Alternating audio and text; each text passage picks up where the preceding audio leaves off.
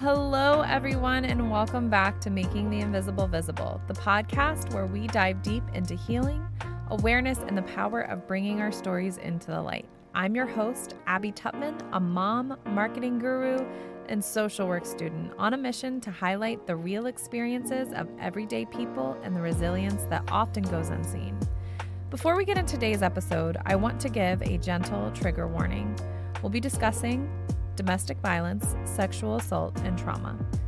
Please take care of yourself while listening, and remember, nothing we talk about here is medical advice or a replacement for therapy.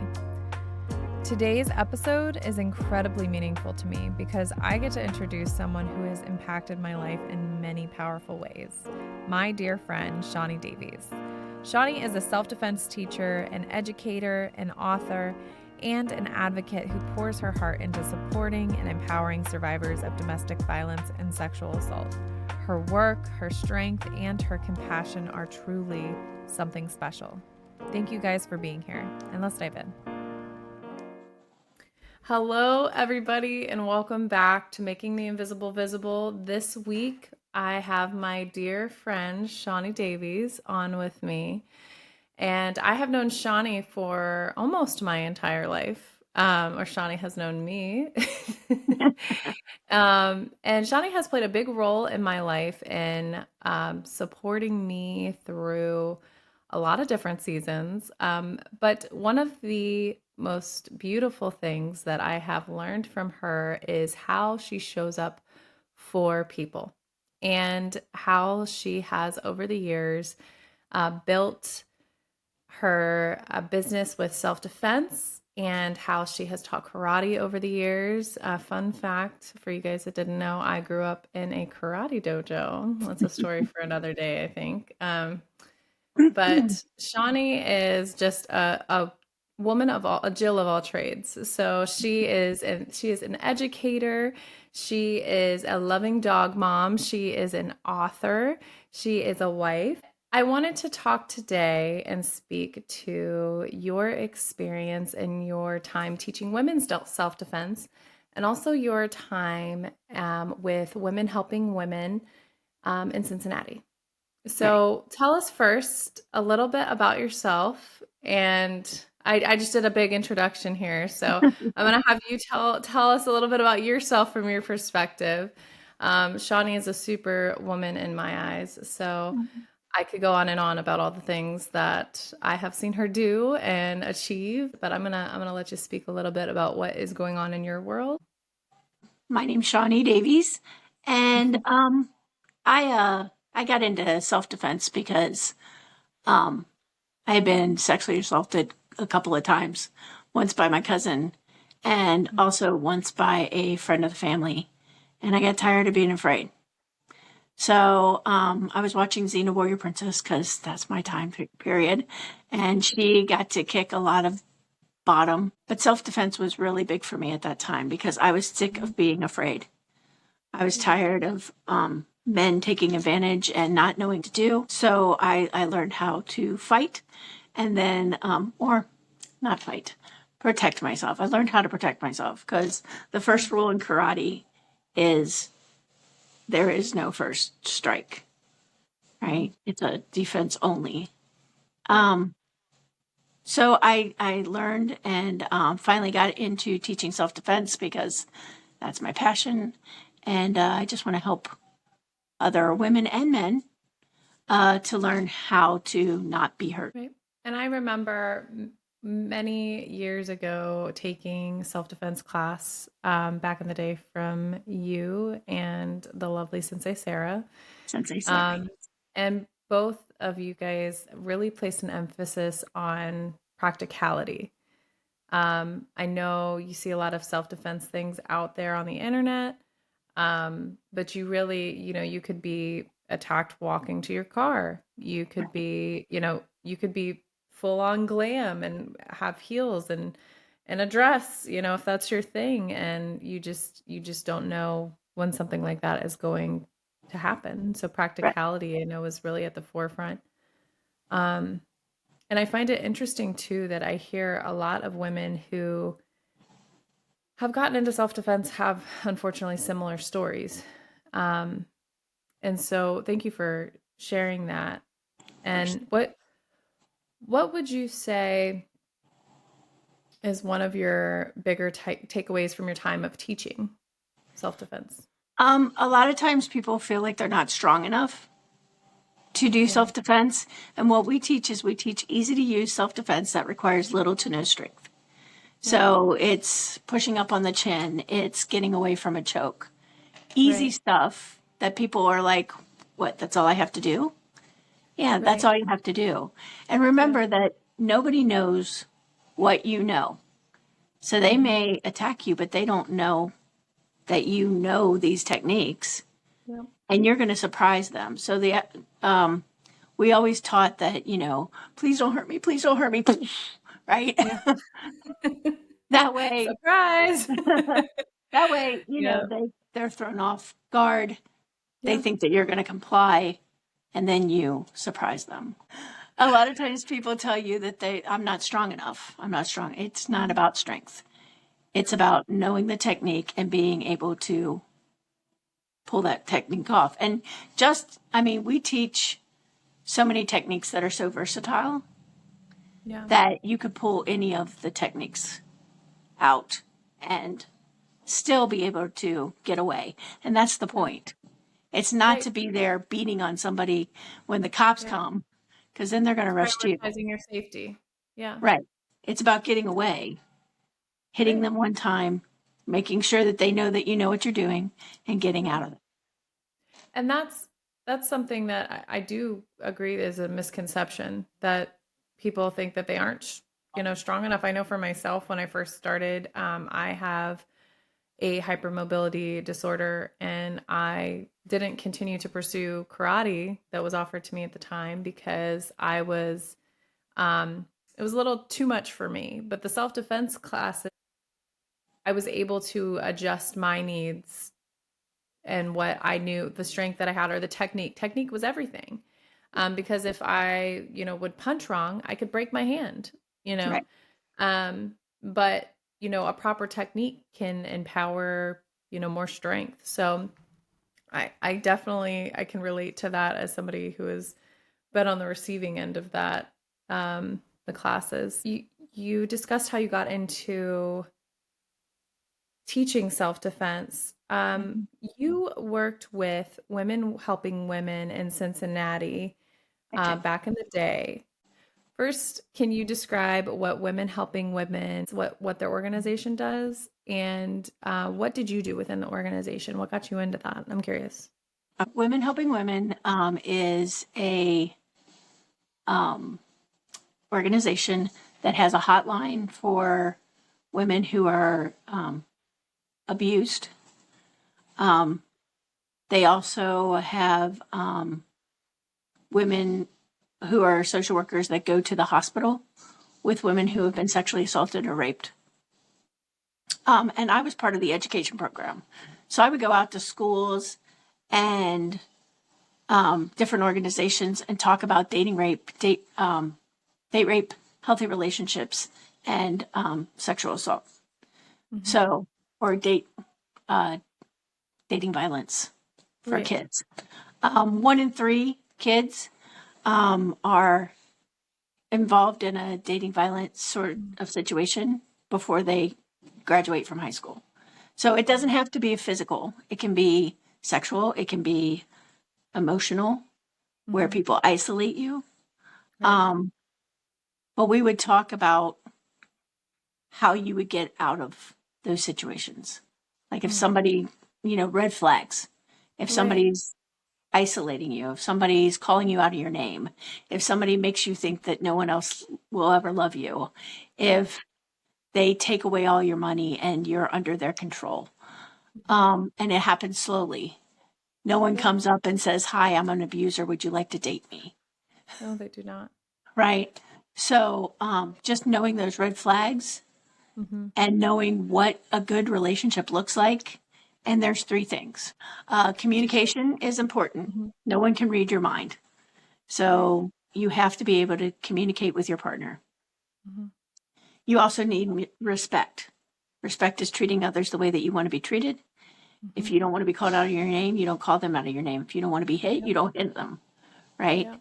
And then equality. One person can't be in charge Yep. of the relationship all the time. Hmm. It goes like this, right? Right.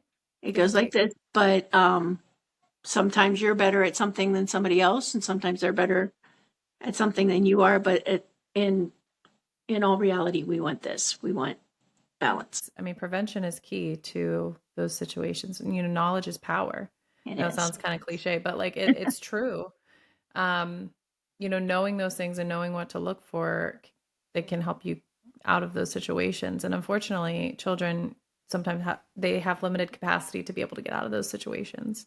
Right. So, knowing when to tell an adult or knowing when, um, they need to take action in a different way can be kind of scary for a kid, or scary for anybody. But you mentioned sharing some of that in schools. It's um, sometimes less about their own dating violence or maybe their dating violence within their family systems. Right. And for men who are being abused, Yeah. it's about, well, I'm a man. I'm supposed to be strong. I'm supposed to be able to Right. not fall prey to this. Unfortunately, it happens, sexual assault and violence happens male to male, Yeah. male to female, female to male, and, female to female. So it is even friendship to friendship. Oh yeah. Absolutely. There have been friends who have tried to control other friends through Mhm. manipulation, through isolation, and knowing how to get out of that. And sometimes it's really hard, especially if it's violent. Oh, absolutely. There was a Absolutely. young woman who came in. She was waiting to talk to a counselor, and Hmm. she was beaten and Yeah. she was crying, but it was all blood, which is a really hard image. And I'm sorry, but Yeah. that's the reality. It's And reality. Yeah. I said, hey, I teach the education. Can I ask what happened? And Hmm. she said, yeah, I tried to get away and he found me. Mm. So being able to talk with these women who are helping you, they'll go to court with you Yeah. to keep you safe. They'll put you into a safe house to keep you safe. There's so many things that they can do to help, but you have to ask for it. You Yes. have to reach out for it. It's interesting knowing your experience with women helping women now, because I was able to utilize them through my court case and my sexual assault. Mhm. And they were great. They showed up, they provided counseling, and they provided direction in a very confusing and emotionally heavy time. Um, and I don't know what I would have done without that support. It made a huge difference. It was still incredibly hard end to end, but to know that somebody was dedicated, like that is their career Mhm. to help women, um, was incredibly powerful, and it had a huge impact on my mindset today as I pursue social work. Um, and it's incredible when you have people that do show up for you, how that empowers you to want to show up for other people, as I'm sure you've experienced. And you've been one of those people for me. So it's interesting how that can have a ripple effect on Yeah. lives, truly. I was one of the people that went to the hospital with rape victims. Like I would get the cell phone. Yeah. I get a call at 2 or 3 in the morning and there's been a rape Yeah. victim. They want somebody there for them. So Yeah. I would go and you'd be surprised how many people said, I never thought that this would happen to me. Oh, absolutely. I never thought Absolutely. this would happen to Because me. it's most of the time somebody that you know. Yeah, Um, it's not what we see in the movies. right. Um, 70% is someone that you know. I think those experiences, I also had somebody from Women Helping Women come to the hospital with me as well. Mhm. A great organization. If you were in the Northern Kentucky, Ohio area, I don't know how many locations that they have or where they're at. I know there are probably many more around the nation, maybe not Women Helping Women, but crisis centers like that. Absolutely, yeah. Um, Not enough, unfortunately, in my opinion. I would, um, but that's a conversation for a different podcast. Yeah, yeah. But yes, it definitely it makes a difference because most of these advocates have personal stories themselves, and that's why they Mhm. got into what they got into. So, being that reminder of not being alone, um, again, can really even say it saved my life, you know. So, um, thank you for doing that work and being that human. So we talked a little bit about how violence, whether it's sexual, physical, emotional, psychological, financial, Mhm. it is not gender specific. It is We not. can look at statistics, and oftentimes they're, you know, depending on circumstance, it can be more towards women, but it does happen to men. And Mhm. we do not talk about that as a society as a whole. I think we've made a little bit of progress over the years from where we were. But Mhm. there's so much stigma around men's mental health as well that it makes it provides an environment that is hard for a man to get help. Right. Um, and so, in your experience, what are some things that you think have contributed to that in society, maybe some stigmas, um, and resources or tips for men that Okay. may be experiencing that? Well, the reason why when I worked for Women Helping Women, it was Rape Crisis and Abuse Center. And the Right. reason why they changed it to Rape Crisis and Abuse Center is because they understood that men were raped and abused as well, and they didn't want Yeah. it to make it all about women. Right. 1 out of 4 women will be sexually assaulted or raped before they graduate from high school. 1 out of 6 boys. Mm. The stereotype is, boys can't be raped, boys can't be sexually Right. assaulted. They can't be sexually assaulted by women Yeah. because men are stronger. But if you have a sweet man Yeah. who wants to provide a safe place for a woman, some women We'll take will take advantage of that. advantage of that. Yeah. And they will control that man with sexual favor, sexual assault. Yeah. They will control that man with financial. So they'll say, "You just give me the money, I'll take care of the bills." Well, Yeah. now they have control, right? So Yeah. men can also go to Women Helping Women Hmm.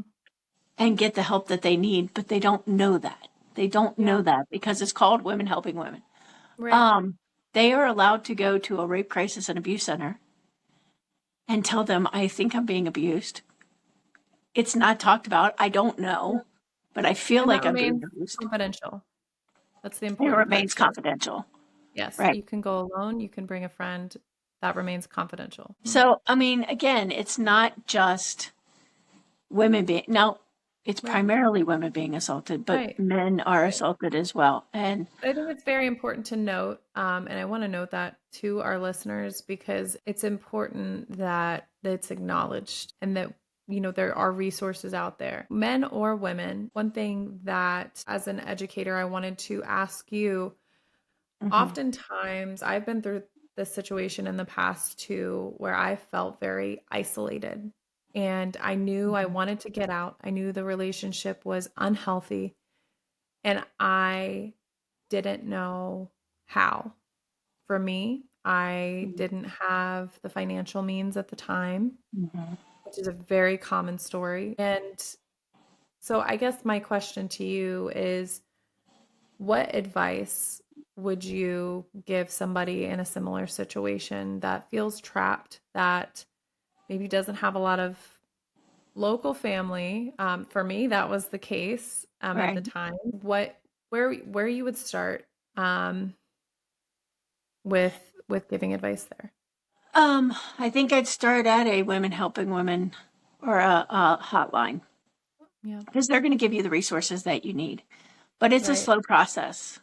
Yeah, You have to build up money and in order support. to get out.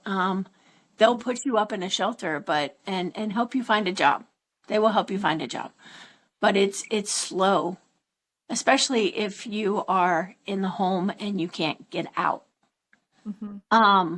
You're going to have to find resources, and that the best place to go is a hotline because they have transportation services Mm-hmm. to come pick you up. When is he going to be gone? When is she going to be gone? Right. When can we come get you? The goal is to get you out and to make sure that you're safe. Right. And they'll help you find a job. They'll help you with transportation.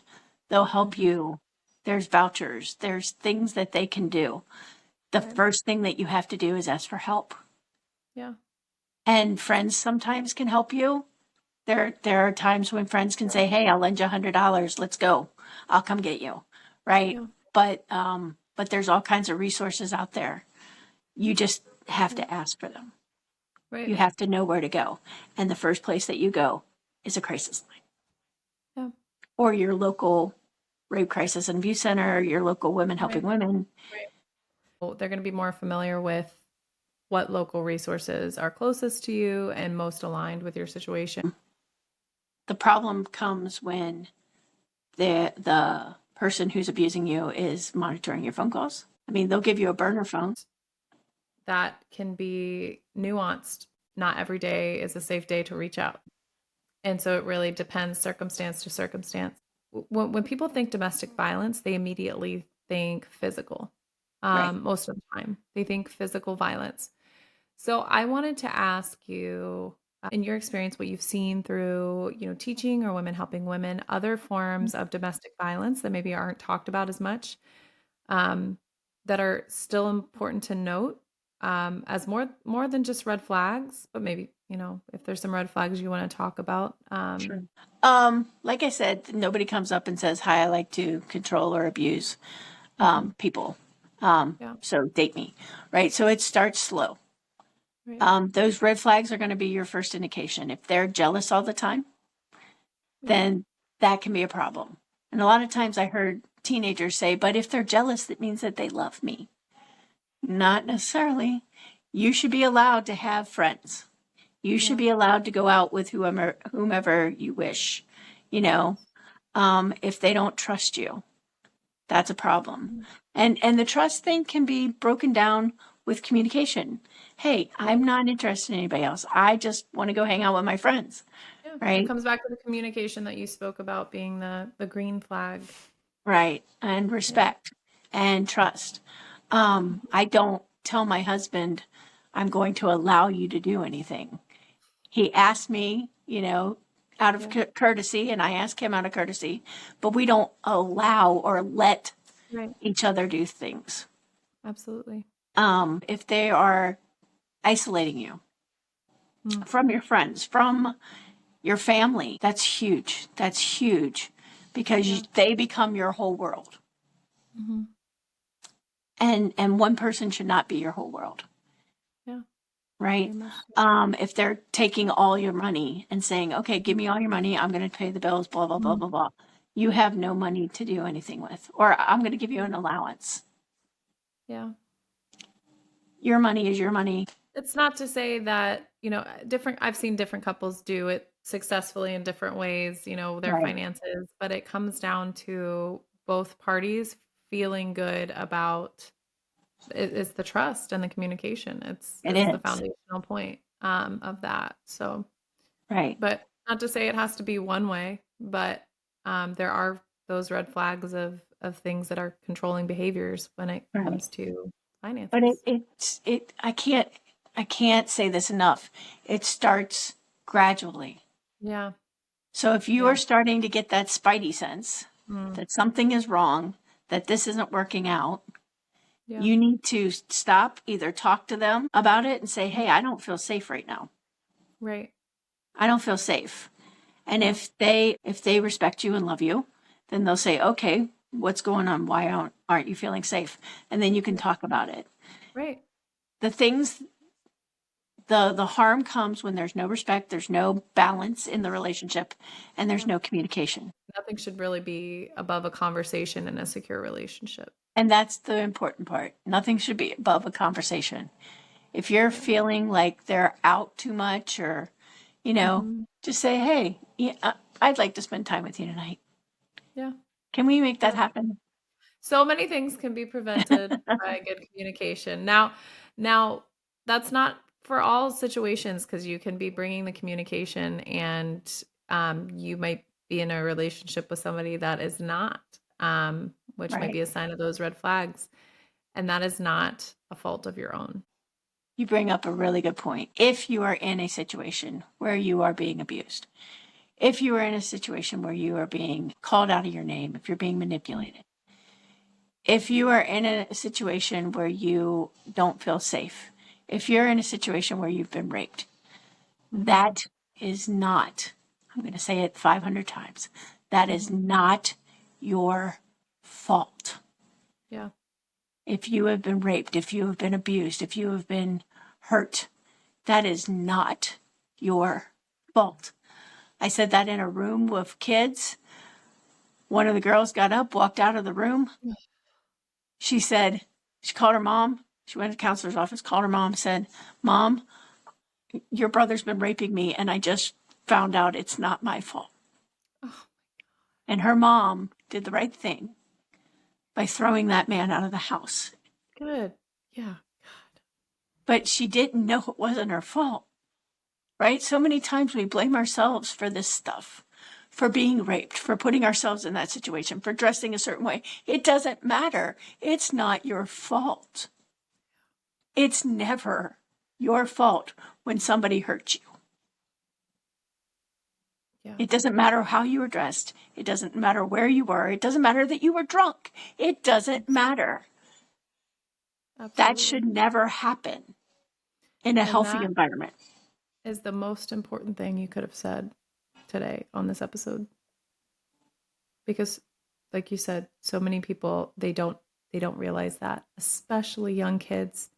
People have been going through it chronically.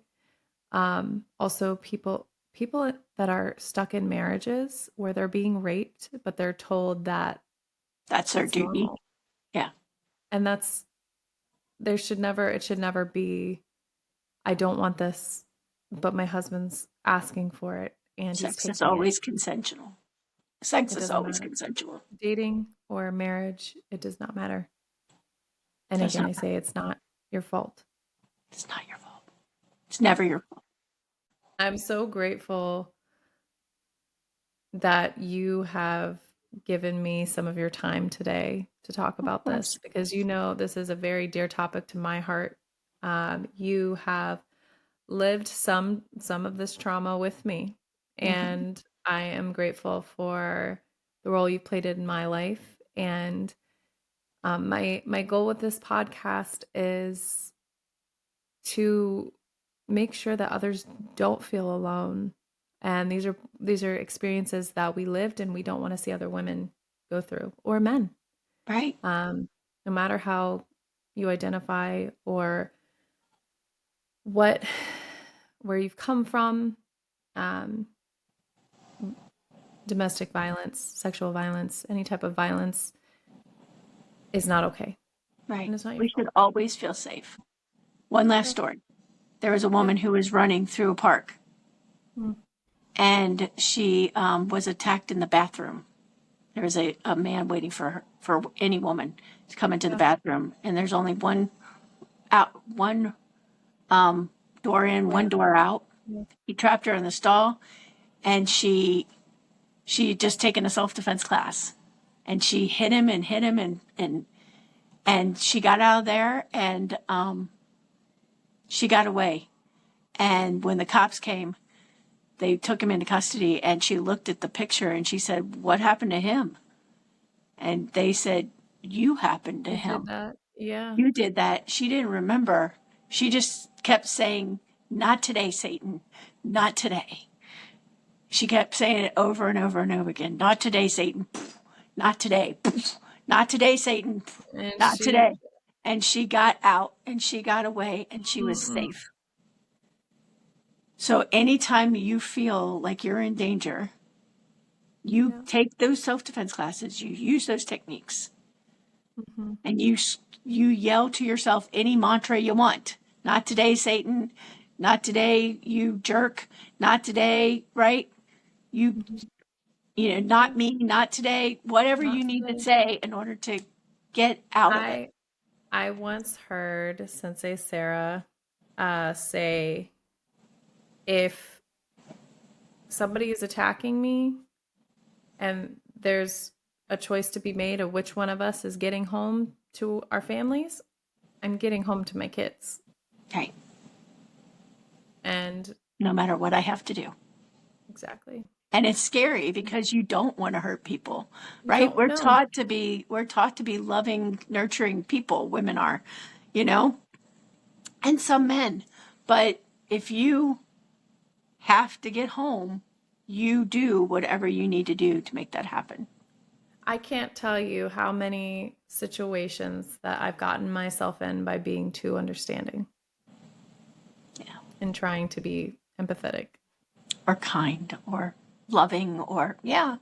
I mean, and that's fine. That's not a bad thing.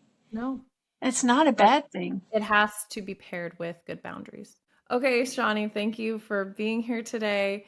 How can our listeners find you if they We want to have connect or learn a more? Facebook page called Tower One Self Defense.